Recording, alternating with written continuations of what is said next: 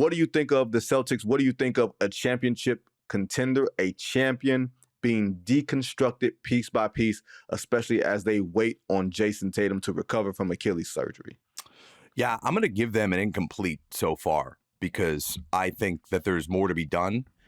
And I think the maneuvering has been pretty seamless. I mean, it's easy. He did it very easy. He just found a team, bop, bop, beam, bada boom. Like the whole, I'm confused by Portland. I get trying to get out from underneath Anthony Simons, but it feels to me like Portland's got this pressure now to start to kick it into gear and try and win. Are they going to try and flip Jrue Holiday for the second time? Remember, because they got Jrue Holiday in the Milwaukee Damian Lillard deal and then send him to Boston. But yeah, like if you were to start, like I'm sure Brad Stevens and Mike Zarin and all that accomplished crew in Boston had like 7 or 8 different plans probably to get off from the salaries.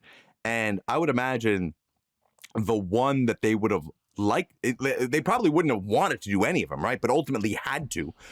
The 2 guys you'd want to start with are an aging Jrue Holiday and a Kristaps Porziņģis who, when healthy and available, is great for your team.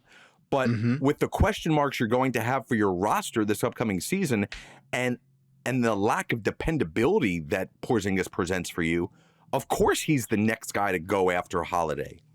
And you know, I'm not making light of this, but like when Kristaps Porziņģis gets announced in Atlanta, everyone's celebrating what Atlanta has done, right? I just did a whole rant on how great that trade was with New Orleans. But the first, second, and third questions at that Kristaps Porziņģis press conference better be about his health and his availability. And has there been closure and has there been discovery and closure to what went wrong with Porziņģis last year with this mystery illness? Like, did they figure out what's wrong? Do they know how to treat it? Is it coming back? Is it a question mark? And by the way, that doesn't even speak to all the physical ailments that he's had over the years. Everybody's ready to, paint Atlanta as a team that could be a sleeping giant in the East with this incredible starting lineup. Not if Porziņģis only plays 30 games. They're not. No, look, I think one thing, and I said this last night on our live show, if you haven't, go check that out in Yahoo Sports. Me, Kevin O'Connor, King McClure, Ice Young. If you're going to have Trae Young on your team, you better have length behind him to help cover up all the defensive ills, right?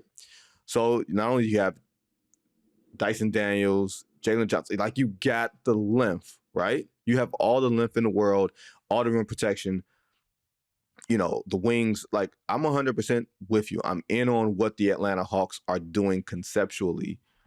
With the Boston Celtics, it makes me feel a little queasy.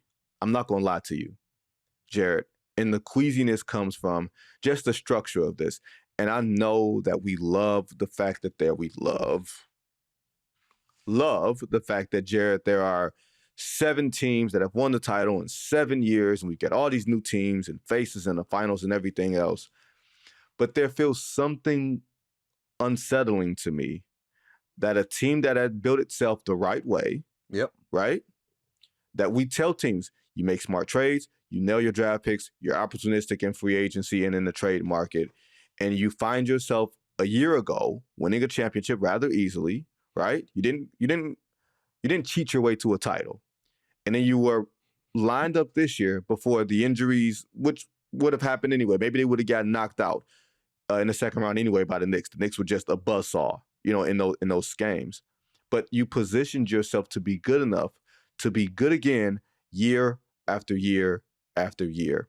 And because of the rules of the second apron, because of the legislated mediocrity of this NBA, excellence is now being legislated out, and I don't like it. No, I'm with you. Greatness is being reprimanded. Greatness is like, yes.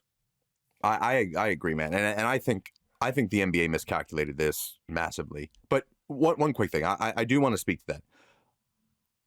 Remember when Brad Stevens came in for Doc Rivers and the reason we were told that Doc Rivers was ready to move on from Boston was because he didn't want to be part of a rebuild after winning a championship and contending for others. Mm-hmm. Boston never hit the floor. They never did what Oklahoma City did a few years ago. They never did certainly what Philadelphia did during They had the They had a 23 win season. They had a bad year. That first year in Boston, it wasn't was a bad intentional year. though. Well, when you trade Garnett and Pierce and Allen walks, you're going to be bad. Right. But, no question.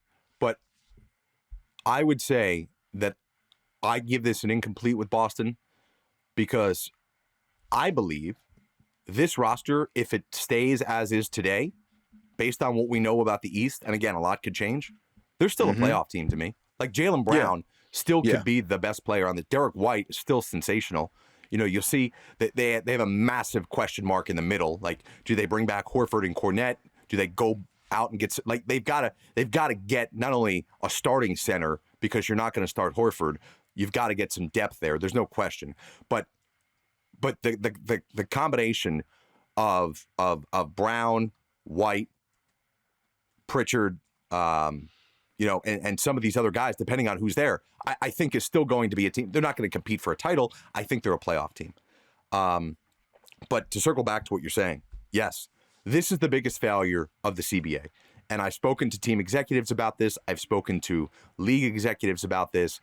And it boggles my mind that the one provision that the owners and players did not put into this CBA is rewarding teams and taking care of teams who draft well. Mm-hmm. Mm-hmm. I think, and I know where you're going. I think we should absolutely be penalizing teams who are simply going out there and trying to trade their way or sign their way to a championship. The whole point of this CBA was to prevent the Donald Sterlings and the Jim Dolans of the world from coming in and spending freely without getting penalized, not only financially, but prohibitively with trades and draft picks and future signings and all this stuff. All that, I'm fine. But I wish there would have been some sort of provision, and I have ideas on how they could have done it, and it could have been done a million ways. But teams that you should not be penalized for guys that you draft or you acquire on draft night, grow organically, and then have to pay. Like, that's what your fan base wants. That's what the NBA should want. Now, if you want to tell me you acquired a guy 4 years into him playing in the NBA, or you're telling me a superstar demands his way out, yeah, I don't think those guys and those teams should be rewarded. But I think you should not be penalized for growing a roster. And think about it. Two of the guys that were acquired by trade, Porziņģis and Holiday, they're the guys that are out. Brown and Tatum are still there. Pritchard and Hauser are still there.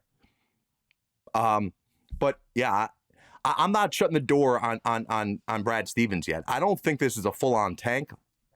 I don't think that they're waving the white. It's not a tank. It's a gap year. I don't think it's a gap year yet. Now, if they trade Jaylen Brown, I'll wave the white flag on you. But I don't think that they are waving the white flag on this season. I think that they know they can still be very competitive with this roster.